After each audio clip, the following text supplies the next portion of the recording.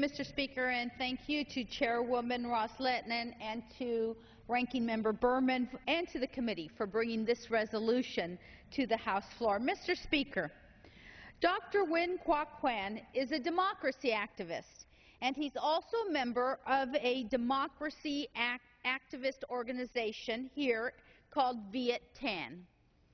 On April 17th of this year, an American citizen, yes, Dr. Win is an American citizen, was arrested at Saigon Airport by the Vietnamese authorities, and he was charged with terrorism.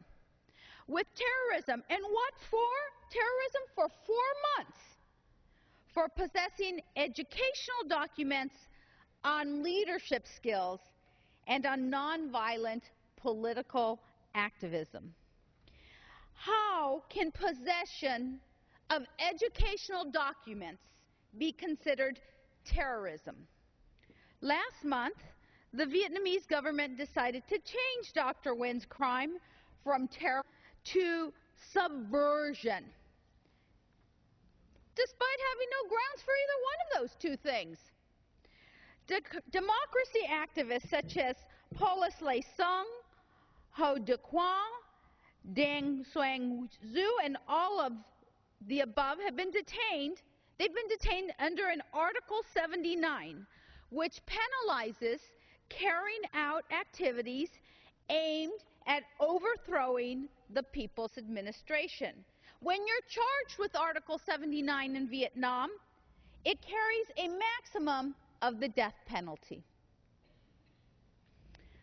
Father Nguyen Van Ly, Nguyen Van Hai, more commonly known as blogger Du Kai, and Phan Tan Hai are all charged, for example, with Article 88, which penalizes conducting propaganda against the state, and that carries a maximum sentence of 12 years.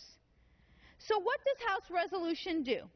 It addresses these very vague national security provisions, and it calls on the government of Vietnam to cease abusing provisions such as Article 79 and 88, using those articles to arrest peaceful democracy advocates, I believe, is blatant human rights violations. Vietnam is a signatory to the Universal Declaration of Human Rights and the International Covenant on Civil Rights and Political Rights.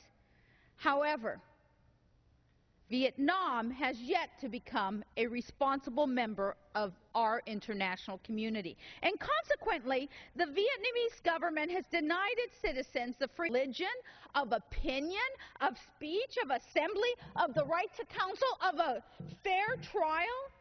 How does this government expect to gain the respect of the international community when they refuse to treat their citizens with the same respect? House Resolution 484 condemns the government of Vietnam for its continued crackdown against democracy activists and calls on Vietnam to repeal Articles 79 and 88. It also calls for the release of all political prisoners, writers, and bloggers who the only thing they've asked is to have a more open process, to have some civil rights, to have some human rights, to be able to discuss with each other a new way forward. As Americans, we pride ourselves on being a country that stands by freedom, by liberty, and by justice. And as Americans, as members of this United States Congress, we have a responsibility. Other countries are watching us. We have a responsibility to stand up and to take steps and to say enough is enough. As the government of Vietnam continues to criminalize individual rights, as it criminalizes basic freedoms, I believe that this is an indication that Vietnam is not interested in being a responsible member of the international community.